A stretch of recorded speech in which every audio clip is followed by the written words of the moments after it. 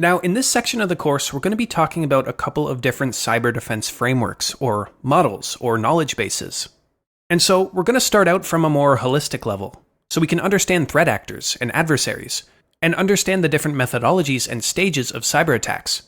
And then we'll work our way down to more technical frameworks that help us understand an adversary's techniques, or tools, or indicators of compromise. And so, to kick us off here, we're going to get into what is called the Diamond Model for Intrusion Analysis, a framework that was first proposed, and I apologize, I'm probably going to mess up the names here, by Sergio Caltagirone, Andrew Pendergast, and Christopher Betts in a 2013 US Department of Defense technical report. And in their own scientific words here, well, this model establishes the basic atomic element for any intrusion activity, which is the event, which is composed of four core features. We have the adversary, the capability, the infrastructure, and the victim. And you might see different variants of this diagram floating around out there, but I'm going to go off the OG, the model that was developed back in 2013 itself. And so this model intends to provide a more structured approach to analyzing and visualizing the relationships between different components of a cyber intrusion or attack. And pretty self-explanatory here, but it's named Diamond due to, well, the shape of its actual representation, which you can see here sort of highlights the interconnected elements of the model in this sort of diamond shape. And as I just mentioned, at the heart of the diamond model are the four core components. We have the adversary, the capability, infrastructure, and the victim. And the whole point here is that these four components are all interrelated and innately connected to each other. And a big purpose of the diamond model is to be able to map out these four quadrants and achieve attribution. Or in other words, identify the threat actor or the group responsible for the cyber incident. And so it's a very flexible framework that we can apply to attacks of all sizes, or industries, or sophistication. And so speaking of attribution, we first have the adversary. And the adversary represents the individual or the group that's responsible for the intrusion. And as we talked about many times throughout the course, adversaries can range from independent hackers, right? Or more organized cyber criminal groups, or even nation states as well. And so when thinking about the adversary, well, we aim to answer questions like what is the origin of the attack, right? So where's the adversary from? From which part of the world geographically? And also, who are the individuals or groups behind the intrusion? Are they perhaps sponsored by some organization or entity? And what is the motivation here, right? Are we dealing with a hacktivist scenario where the attack is driven by more ideological reasons?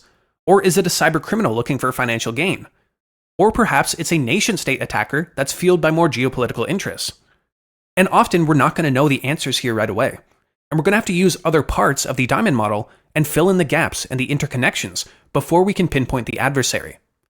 And so this first feature here will often be unknown, especially at the time of discovery. And so this brings us to the capability. And according to the authors, an adversary is the actor or organization responsible for utilizing a capability against the victim to achieve their intent.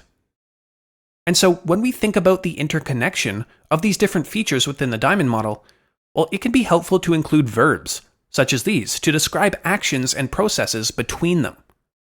And so again, capabilities are the things that are developed and used by adversaries during an attack. And so often here we're thinking about tactics and techniques and procedures, or TTPs. And so the different tools and methodologies, behavior, and just the overall techniques that the attacker uses. And this is also going to include the adversary's sophistication level. And so again, how capable are they, right? How good is their reconnaissance? What tools do they use for reconnaissance, or delivery, or exploitation? Do they even develop their own tools? And how good is their malware at getting around detections, or evading antivirus? Do they have possession of any 0 days? And so these are the kind of questions that we can ask. And so next, we can cut right through the diamond here and land at infrastructure. And so you can see here that as adversaries develop and use various capabilities, well, these capabilities and TTPs get deployed through various infrastructure.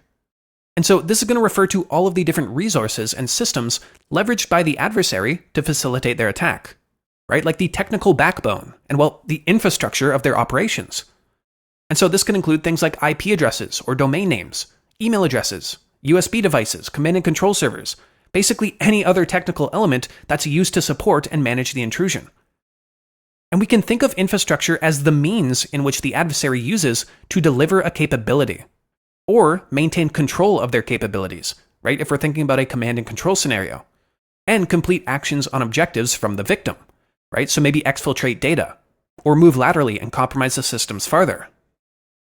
And any of this infrastructure can be referred to as Type 1 infrastructure, or this kind of first-party infrastructure that's owned and controlled by the adversary themselves. And so with Type 1 infrastructure, well, we can often infer some type of physical proximity to the infrastructure itself, right? So physical servers or endpoints.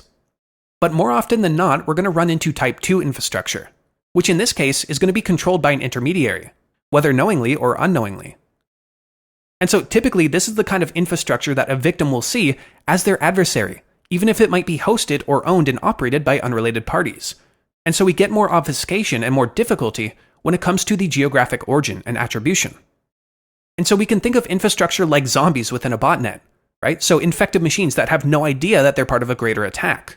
Or malicious domains hosted by a non-affiliated registrar. Or even compromised email accounts that are used to stage phishing campaigns. Or there might be systems like command and control servers or malware staging servers that are spun up in cloud environments, which makes attribution a lot more difficult if we investigate, say, an IP address and it ends up being owned by Microsoft or Amazon. Well, is Microsoft the adversary here? Likely not. And lastly here, an intrusion or attack planned out by an adversary would not be complete, sadly, without a victim on the other end of it. And so putting the diamond together here, the victim is the target of the adversary, and the adversary uses its capabilities and infrastructure to connect to and exploit the target to carry on the attack. And this can be an individual, or a system, or an organization, and so the model is very flexible in this way. Right? We could be talking about an entire organization, or just a person or an email account, or an IP address or domain. And the model likes to make a distinction between what is referred to as the victim persona and the victim assets. And so the victim persona refers to the people and organizations that are targeted in a cyber attack. And so when we fill in the victim here, well, this can be things like organization names, or the names of individuals, right? So often key personnel in organizations, or specific industries or sectors, right? So maybe the target is the finance industry as a whole, or healthcare, or government. And we also have victim assets, which are the actual components of the target's digital presence that the adversary aims to exploit, right? And so here is where we list things out like systems, right? The actual hardware or software, or things like networks or email addresses, servers or hosts or IP addresses, right? And so the actual endpoints themselves. And now, this is obviously really high level, and it's hard to showcase this kind of thing in action, especially without an ongoing incident to run this all through. And so, to put the diamond model of intrusion analysis into perspective, we can look at several case studies. Now, first off, we can think about Stuxnet as a good example. Now, if you remember back in the fundamentals section, we talked about Stuxnet as a case study already. And Stuxnet was a highly sophisticated worm that was discovered back in June 2010, which was designed to target industrial control systems, or ICS, specifically ones used in nuclear facilities. And it was created to sabotage Iran's nuclear program by targeting its uranium enrichment facilities. And even more specific here, it was aimed at the Siemens PLCs, or the programmable logic controllers, that controlled the actual centrifuges that are used in uranium enrichment. And so as we walk through how the attack or intrusion came to be, well, we can start filling in the gaps with the diamond model. And so on the adversary side here, well, at the moment we don't know, at least back when the attack was going on. And so, on the capability side, we've come to learn now that there were a number of zero-day exploits that were chained together to make this attack happen. And 4 of them actually related to Windows. And we know that there was a link file which automated execution of the propagated worm copies. And there was a rootkit installed as well in both the user and kernel mode. And to install the kernel mode rootkit, well, it used digitally signed certificate drivers that used private key certificates that were stolen from 2 well-known Taiwanese device manufacturers. And once they were in control of the PLCs, Stuxnet varied the rotation speeds of the centrifuges while they were in operation. And in doing this, they ran at unsafe speeds and eventually failed. And so we can see in this case, the adversary developed these capabilities, which were deployed through the infrastructure, right? And so on the infrastructure side, well, we can obviously think about the attack infrastructure and the propagation or delivery methods of the attack. And so the Stuxnet worm, we've come to learn, was initially delivered through an infected USB drive. And this is because, well, the physical facility where the uranium enrichment was taking place was known to be air-gapped, and so its systems were not actually connected to the internet. But through this physical payload delivery, well, the worm was able to spread quickly from machine to machine on the internal network. And so obviously, the adversary here targeted a victim, and on the victim side, we can think about the victim persona and the victim assets. And so in terms of assets, well, the Siemens Step 7 software of the programmable logic controllers were the main victim assets here. And the victim persona is, well, Iran, and their nuclear enrichment facility in Natanz. And it's also important to mention that there were some unintended secondary victims to this attack as well. And so during its spread, Stuxnet also infected other systems and actually escaped the Natanz facility, likely on someone's laptop, and then connected to the outside internet and spread in public. And so as usual, when this intrusion first took place, well, there were some unknowns and some mystery about who was behind it. And so we couldn't actually fill in the adversary here as easily as we could with some of these other areas of the diamond. But we can start using the model to sort of narrow down who the potential adversaries could be. And so we can ask questions like, who would have the ability or capability to research and chain together 4 zero-day vulnerabilities? And who would be able to develop these kind of exploits specific to Siemens industrial control systems? And that description alone should probably make it clear that Stuxnet was part of a high-level sabotage operation by a high-funded organization, like a nation-state. And so this alone eliminates a large number of potential adversaries out there, and we're really just focusing on high-funded groups, or insiders with socio-political motivations. Right? And so we can start thinking about questions like the motivation itself. Who would want to impede Iran's nuclear program and prevent them from developing nuclear weapons? And so we can start thinking about who are the enemies of Iran. And so there was speculation early on around government-backed hacking groups from China and Russia. Specifically, China was in a space race with India at the time, and India used the same Siemens controller equipment within some of their satellites. And so maybe that's who China was targeting, right? In fact, one of the Indian satellites using the Siemens technology went offline with a power glitch around the same time. And so there was a lot of speculation that Stuxnet might have attempted to affect the space race between China and India. There were also theories around Germany as well, as that's where Siemens was headquartered. And so maybe this was an inside job kind of thing. And there were also some Da Vinci Code-esque theories as well, due to a file found within Stuxnet called MITRE, and certain numbers or references that some believed were hints to Israel's involvement. And while there were competing theories at the time, using the diamond model really helped pinpoint, who has this capability, and who would be able to deploy it through this infrastructure, and who would have the motivation to attack this target. And so these are the ways in which we can start to formulate different hypotheses on how we can develop our adversary. And this isn't always a quick process. Sometimes it can take months or even years to pinpoint this kind of thing. And not to spoil anything here, but it turned out to be US and Israel.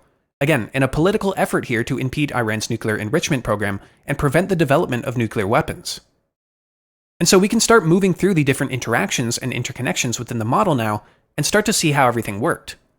Right? And so the adversary, suspected to be US and Israel, developed advanced technical capabilities in that they created a worm that exploited zero-day vulnerabilities and used stolen certificates, and had complex payloads specific to industrial control system equipment.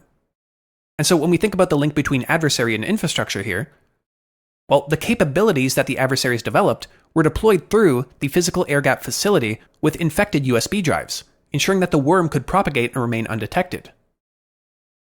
And now, when we think about the infrastructure and the victim, well, there's a connection here as well.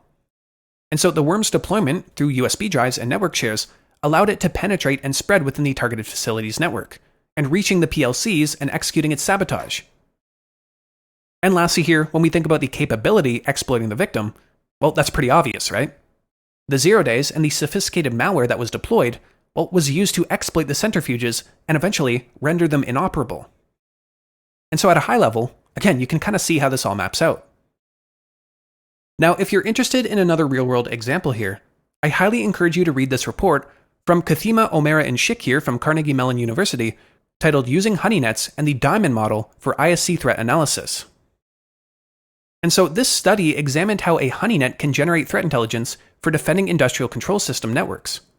And so a honeynet is just a network of interconnected honeypot systems, right? And so it's designed to look and feel and act just like a network full of high-value resources. but it also contains plenty of monitoring tools to catch what the adversary is doing. And so, using all of the raw data they collected, which was over 16 gigabytes of PCAP data, and various open source monitoring data like network flow traffic, well, the researchers applied the diamond model of intrusion analysis to prioritize threats to a hypothetical ICS network. And they use sources like Whois databases and VirusTotal, and security vendor reports to contextualize and characterize the traffic they observed. And through their various analytics and statistical analysis, they were able to correlate event data, leading to the characterization of malware command and control traffic linked to the bookworm malware. And so, again, while learning about frameworks and models and how we can map intrusions to them is not as exciting as running live incident response activities on an infected endpoint, I think it's clear through these examples how and why it can be useful in the SOC. Right? With a more structured approach to highlighting the relationships between adversaries and capabilities, and infrastructure and victims, well, we can better understand complex threat actors and their capabilities, which ultimately leads to attribution. And it also enhances our ability to predict and prevent future incidents.